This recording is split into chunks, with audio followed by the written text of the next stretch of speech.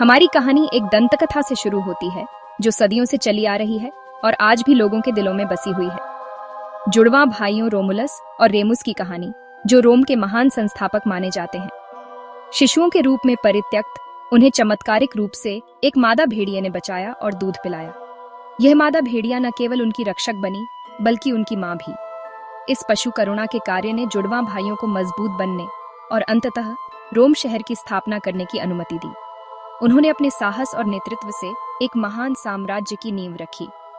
तारीख 753 ईसा पूर्व, एक तारीख जो रोमन चेतना में अंकित है। यह वह समय था जब रोमुलस ने रोम की स्थापना की थी। बेशक दंतकथाएं अक्सर ऐतिहासिक सच्चाइयों को धुंधला कर देती हैं।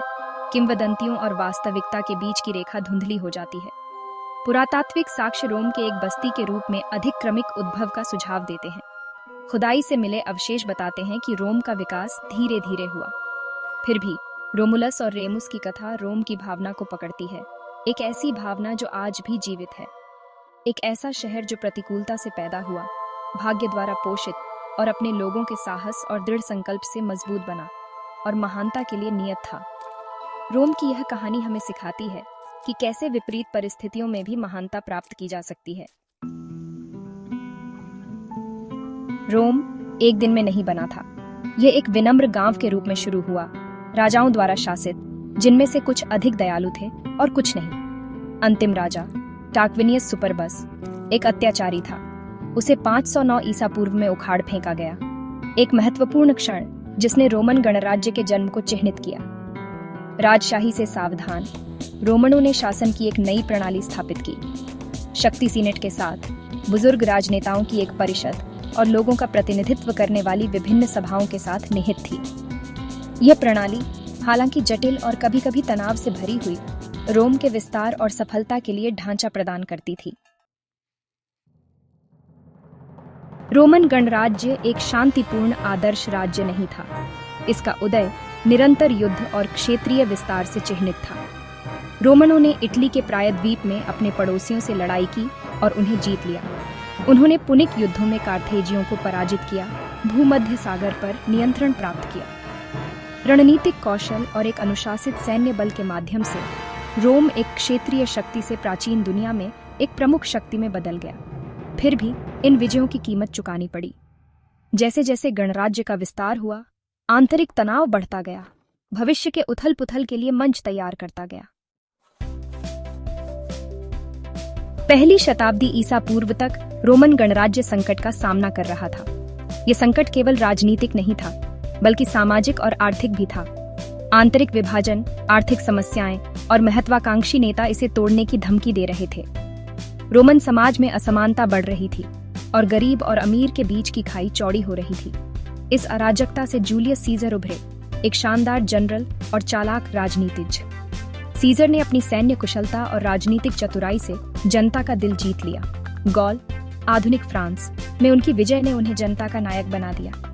उनकी सफलताएं उन्हें और भी लोकप्रिय बनाती गईं और लोग उन्हें एक उद्धारकर्ता के रूप में देखने लगे। हालांकि उनकी बढ़ती शक्ति ने सीनेट को चिंतित कर दिया, जिन्होंने उन्हें गणराज्य के लिए खतरे के रूप में देखा। सीनेट के सदस्य डरने लगे कि सीजर की महत्वाकांक्षाएं गणराज्य को समाप्त कर देंगी। जब सीजर ने 49 ईसा पूर्व में रूबिकॉन नदी को पार किया, सीनेट के आदेश की अवहेलना करते हुए उन्होंने एक गृहयुद्ध को प्रज्वलित किया। यह कदम एक स्पष्ट संकेत था कि सीजर अब पीछे नहीं हटेंगे। सीजर विजयी होकर उभरे, रोम के निर्विवाद शासक बन गए। उनकी जीत ने गणराज्य के अंत की शुरुआत कर दी और एक नए युग की नींव रखी। हालांकि उनके 44 ईसा पूर्व में हत्या ने रोम को एक और गृहयुद्ध में धकेल दिया। उनकी मृत्यु ने सत्ता के लिए एक नई लड़ाई को जन्म दिया, जिसने रोम को और अधिक अराजकता में डाल दिया। Section 5. Augustus and the Golden Age, Pax Romana and Prosperity. From the ashes of civil war rose Caesar's adopted son, Octavian, later known as Augustus. A shrewd politician and a capable administrator, Augustus restored order and ushered in a period of unprecedented peace and prosperity, known as Pax Romana. During his reign, from 27 BCE to 14 CE, the Roman Empire flourished. The arts and literature thrived. Infrastructure projects, such as aqueducts and roads, were undertaken on a grand scale. Augustus's reign marked the true beginning of the Roman Empire and its golden age.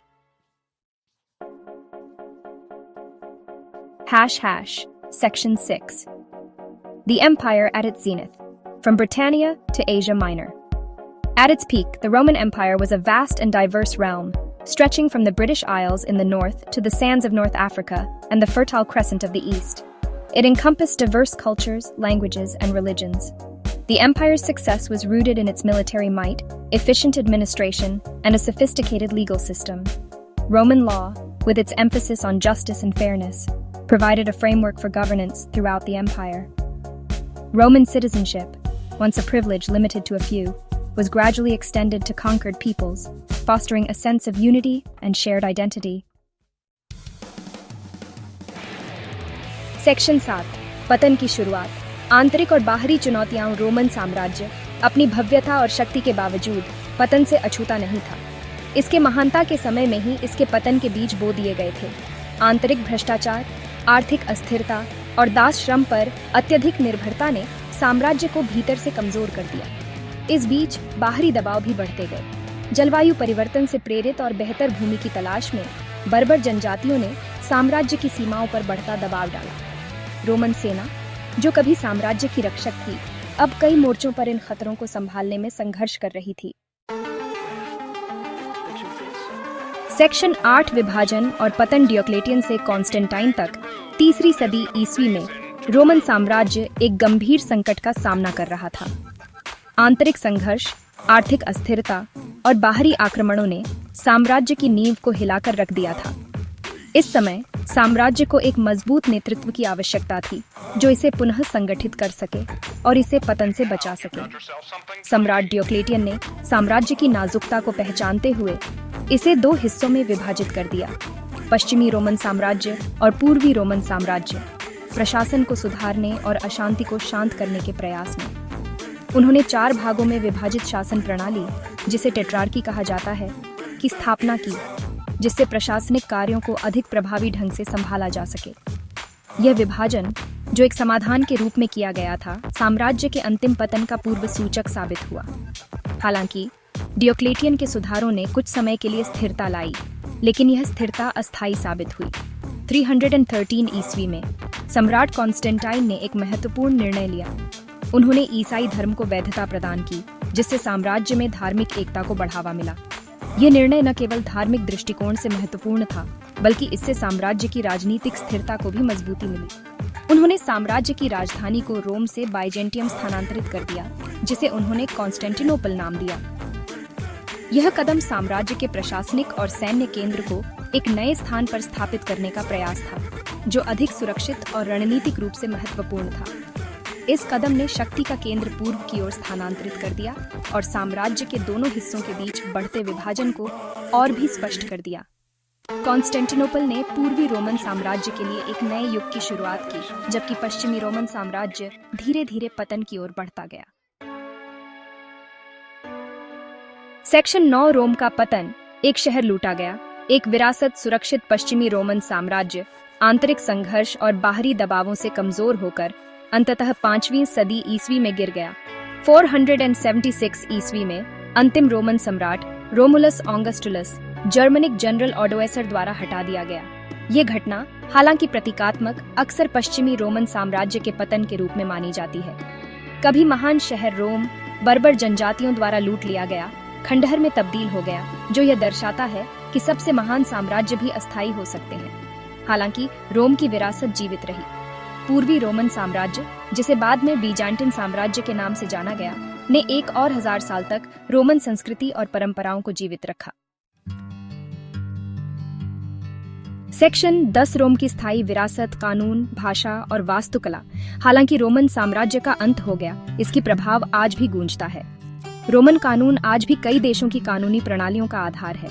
प्राचीन रोम की भाषा Latin ने French, Spanish और Italian जैसी romance भाषाओं की नींव रखी.